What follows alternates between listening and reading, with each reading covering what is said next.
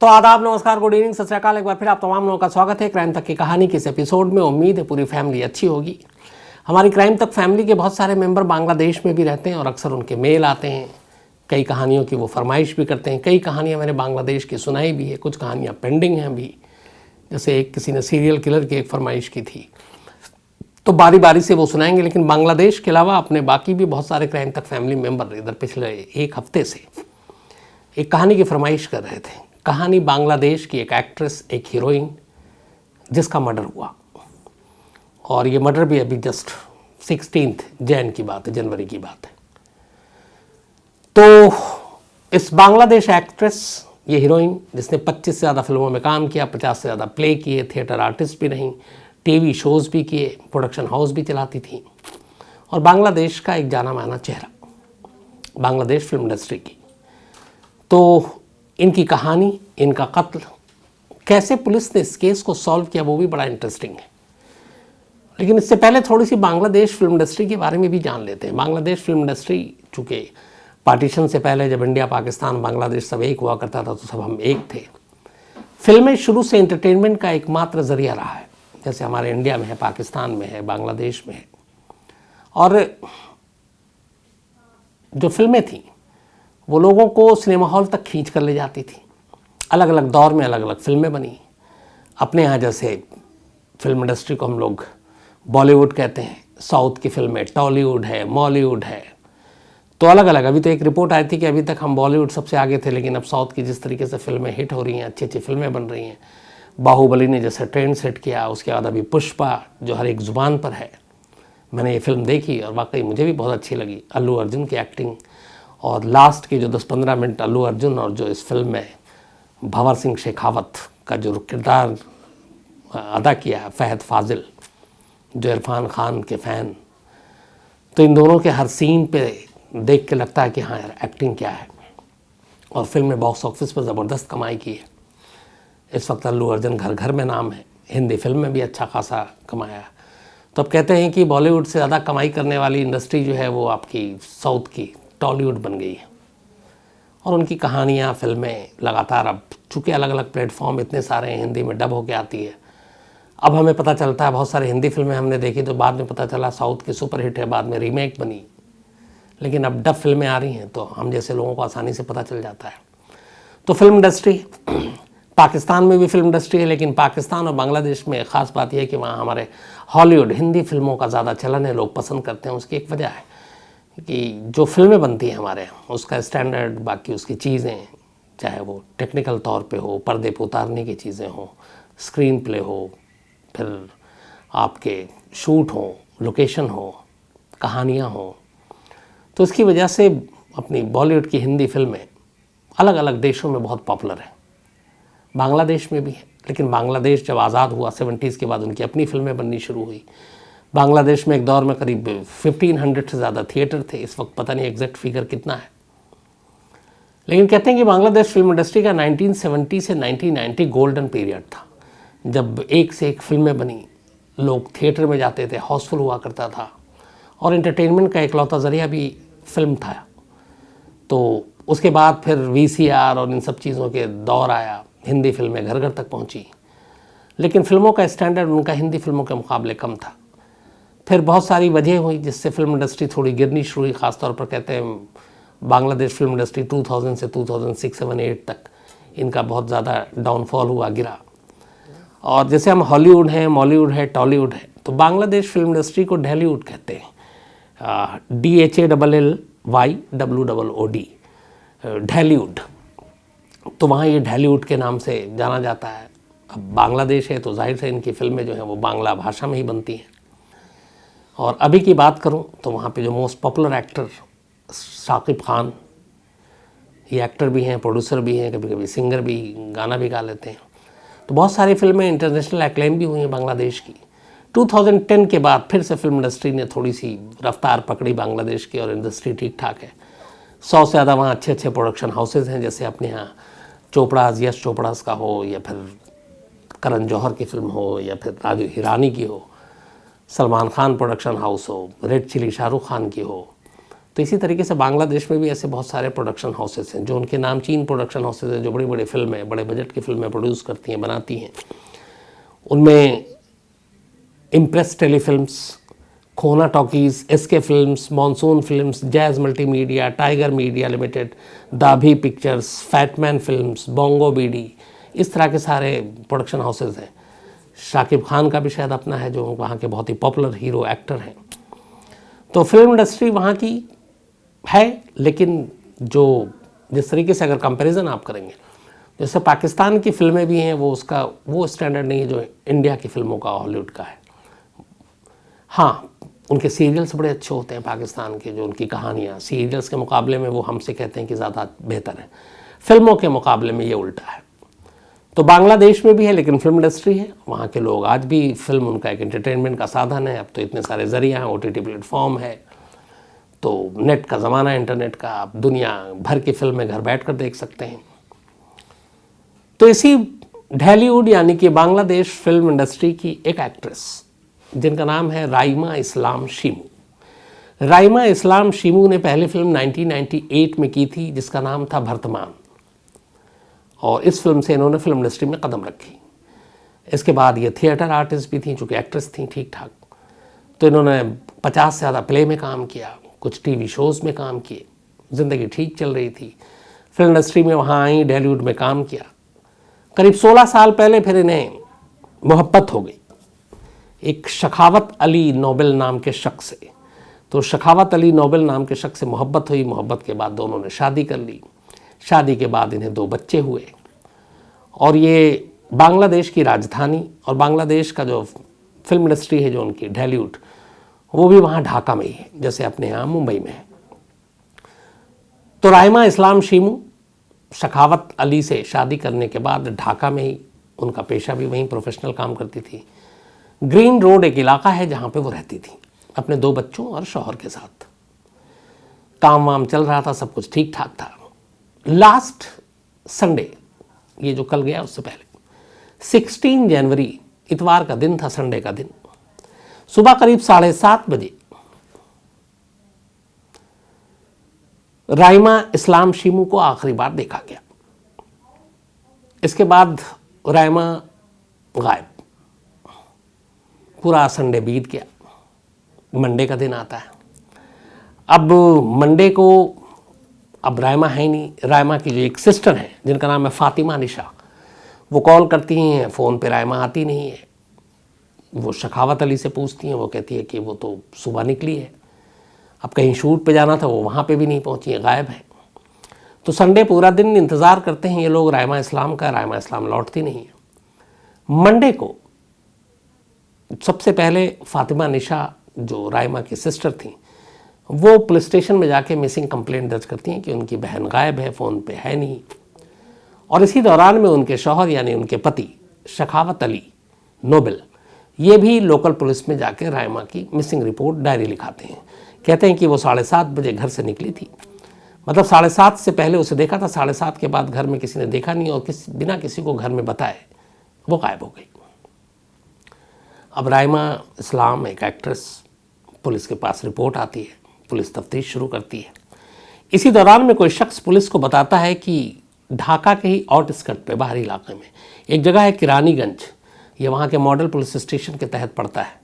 किरानीगंज के पास एक ब्रिज है जिसका नाम है अलीपुर ब्रिज।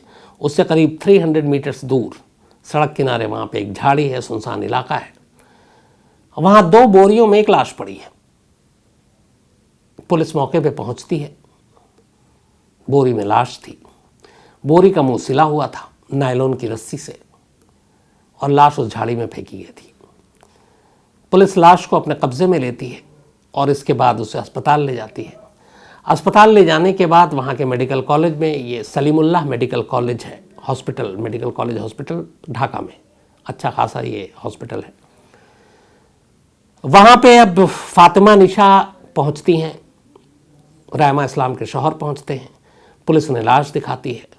फातिमा निशा लाश को देखकर ही रोने लगती हैं और कहती हैं उनकी बहन राइमा इस्लाम की लाश है। अब ये क्लियर हो गया था कि राइमा इस्लाम का कत्ल हो गया है। जिस्म पे चोट के बहुत सारे निशान थे, उसको देख के ये साफ था कि नेचुरल डेथ नहीं है। जिस तरह से बॉडी डंप की गई उससे भी साफ था कि ये कत्ल का मामला है। अब पुलिस ने पोस्टमार्टम के लिए लाश भेजने के बाद इस केस की तफ्तीश शुरू की। पुलिस के पास कोई क्लू नहीं। पहले शौहर से बातचीत की, बहन से पूछा। अब बहन ने भी कहा कि 16 साल हो गया, 16 साल दोनों ने लव मैरिज की थी, 2 बच्चे थे, काम धंधा भी ठीक चल रहा था। बीच में हाँ कोरोना था तो बहुत सारे film actor actress, production house, फिल्में, नाटक, ये सब फ्लोर पे रुकी हुई थी। लेकिन अब दोबारा हालात नॉर्मल हो रहे थे तो सब कुछ ठीक चल रहा था और रायमा कोई परेशान भी नहीं थी, फाइनेंशियली भी कोई इशू नहीं था। तो कौन दुश्मन हो सकता है, तो कोई जानकारी नहीं। अब ढाका पुलिस ने अपनी तफ्तीश शुरू की। सबसे पहले ढाका पुलिस ने उस बोरी को ध्यान से देखा जिस बोरी में रायमा की लाश मिली थी। बोरी का मुंह सिला हुआ था नायलन की रस्सी से। अब इसके बाद पुलिस ने रायमा के तमाम जो सबसे करीबी लोग हैं पहले उनसे पूछताछ की, बहन से पूछताछ की, पति से पूछताछ की। कोई क्लू मिला नहीं। लेकिन पुलिस को शुरुआत से लग रहा था कि जो भी मामला है ये कुछ इनसाइडर का हाथ हो सकता है। पुलिस अब रायमा के घर जाती है और रायमा के घर में कुछ ऐसी चीज़ें ढूंढती है जिससे कत्ल के ऊपर रोशनी डाला जा सके, बट ऐसी कोई चीज़ नहीं मिलती। इसके बाद पुलिस रायमा की गाड़ी को देखने का फैसला करती है। घर में गाड़ी पार्क थी। वो गाड़ी जो है शखावत अली नोबेल भी यूज़ करते थे। अब पुलिस ने उस गाड़ी को खोला और गाड़ी की तलाशी ली। गाड़ी को तलाशी जब पुलिस ले रही थी तो गाड़ी का दरवाज़ा खोलते उन्हें अंदर से कुछ स्मेल आई। शायद कोई ऐसी चीज़ थी जिससे गाड़ी को साफ़ किया गया था और वो उसी सफाई की स्मेल थी। कुछ उसमें ऐसा डाला गया था, कुछ केमिकल, आमतौर पे जो गाड़ी को साफ़ सफाई के लिए करते हैं। फिर पुलिस ने फ्लोर से लेके सीट्स, हर एक चीज़ की तलाशी ली, अच्छे से देखा। अचानक उन्हें गाड़ी के अंदर एक नायलॉन की रस्सी का छोटा सा बंडल मिला।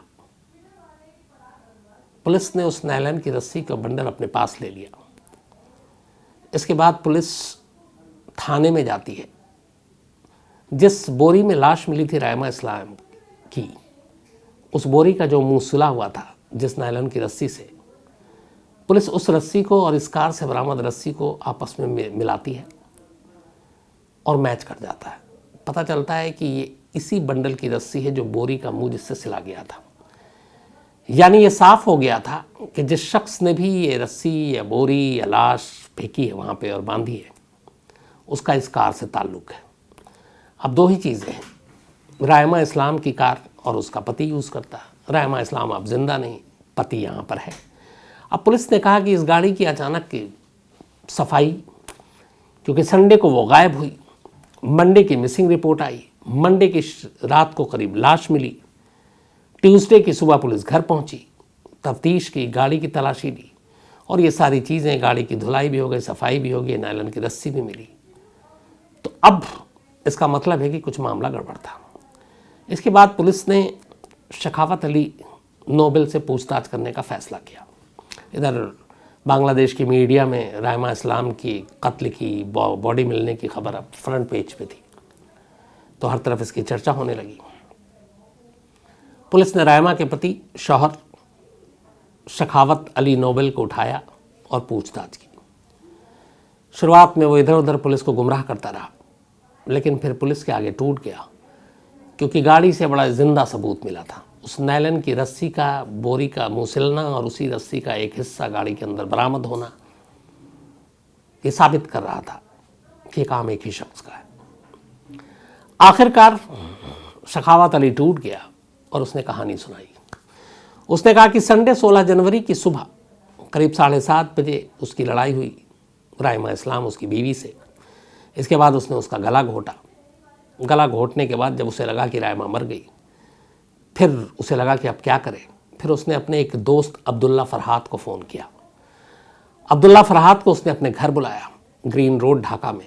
अब्दुल्ला फरहाद आया, उसने उसे सारी कहानी बता दी। इसके बाद कहा कि अब इस लाश को ठिकाने लगाने में मेरी मदद करो।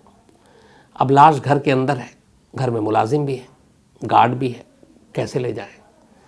तो सबसे पहले घर के मुलाजिम को बाहर भेजा गया। गार्ड को सुबह का नाश्ता लाने के लिए फिर क्योंकि ये सुबह ही कत्ल हुआ 7:30 के आसपास। तो उसे नाश्ता लेने के लिए थोड़ा दूर भेज दिया। इसके बाद लाश को बोरी में डाली, बोरी का मुंह रस्सी से सिला नायलन की, और उस गार्ड के आने से पहले लाश को गाड़ी में डाल दी।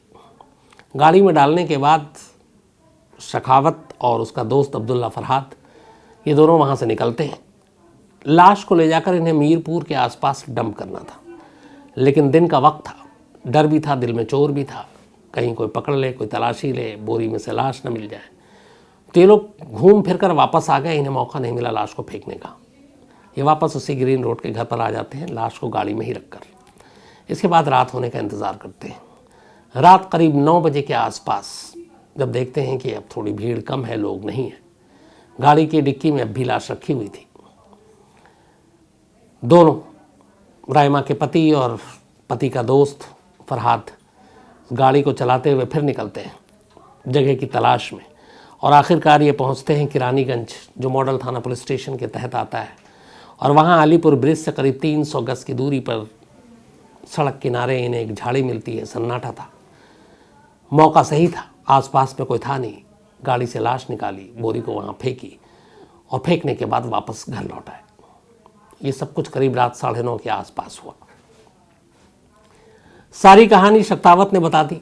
इसके बाद शक्तावत को पुलिस ने अपनी हिरासत में रखा, फिर वहाँ के मजिस्ट्रेट के सामने पेश किया। वहाँ शक्तावत और उसके दोस्त दोनों का मजिस्ट्रेट के सामने बयान दर्ज हुआ, जिसमें शक्तावत ने अपना जुर्म कबूल किया और उसने बताया कि उसी ने कत्ल किया है। इसके बाद उसे ढाका जेल भेज दिया गया जुडिशल कस्टडी में। अब ये सारा केस तो खुल गया, कहानी सामने आ गई। एक सवाल बाकी अब भी कि आखिर एक एक्ट्रेस का कत्ल, जिससे 16 साल पहले उसने लव मैरिज की, जिसके साथ 2 बच्चे हुए, क्यों मारा? तो इसकी कहानी जो अब तक आई है वो ये है, जो बांग्लादेश की पुलिस की वेबसाइट पर भी है, कि एक घरेलू झगड़े का मामला था। पति पत्नी में बन नहीं रहा था, अक्सर लड़ाई होती थी। शक्तावत को बहुत सारी चीज़ों पे राइमा को लेकर इतराज़ था, और दूसरी तरफ राइमा को भी शक्तावत को लेकर एतराज़ था, क्योंकि वो कोई काम धंधा करता नहीं था और एक तरह से वो अपनी बीवी के ही कमाई पर पल रहा था। तो इसको लेके अक्सर झगड़ा होता था। एक बार फिर जब ये सारी कहानी आई, तब राइमा की बहन फातिमा निशा ने फिर पुलिस को बताया कि राइमा बीच में बहुत परेशान थी अपने शौहर को लेकर। हालांकि इसी दौरान में जब पुलिस की इन्वेस्टिगेशन चल रही थी, तो फिर एक और आया कि ढालीवुड यानी कि बांग्लादेश फिल्म इंडस्ट्री के एक बड़े एक्टर का भी इसमें रोल है, लेकिन अभी तक कोई रोल आया नहीं है सामने। अभी तक ढाका पुलिस के मुताबिक इसमें सिर्फ 2 लोग इन्वॉल्व हैं, राइमा का हस्बैंड और उसके हस्बैंड का दोस्त। तो ये दोनों अभी जेल में हैं। और जो मोटिव है इस कत्ल का, जो फिलहाल अब तक की जानकारी सामने आई है, वो ये है कि ये एक घरेलू झगड़े का मामला था, और उस घरेलू झगड़े की वजह से राइमा का कत्ल उसके अपने ही शौहर ने किया। तो ये थी कहानी राइमा इस्लाम शीमू की, बांग्लादेश की एक्ट्रेस की, जिनका कत्ल 16 जनवरी को हुआ। कत्ल के इल्ज़ाम में पति अंदर है। इस बारे में हमारी बांग्लादेश में क्राइम तक फैमिली मेंबर के पास अगर और कोई अलग से एक्सक्लूसिव जानकारी हो या अपडेट हो, तो आप हमें ज़रूर मेल कीजिएगा, मैं इसको आगे की कहानी में शामिल करूँगा। तो आज कहानी में इतना ही, और एक बार आप तमाम लोगों को आज 26 जनवरी, तो उसकी बहुत बहुत बधाई। और आज छुट्टी भी है, और इत्तेफाक से कहानी मैंने रिकॉर्ड कर ली है, ताकि 26 जनवरी के दिन पहले ये था कि आपको गोली ना दूं, तो वो भी ना हो। तो आपको कहानी सुनने से मतलब है, अगर मैंने पहले भी रिकॉर्ड कर दिया तो चलेगा। तो आप लोगों का ख्याल रखते हुए मैंने कहा कि 26 जनवरी को कहानी ना सुना, उससे अच्छा है कि सुना ही देता हूँ, और रिकॉर्ड ही कर ले तो क्या फ़र्क पड़ता है।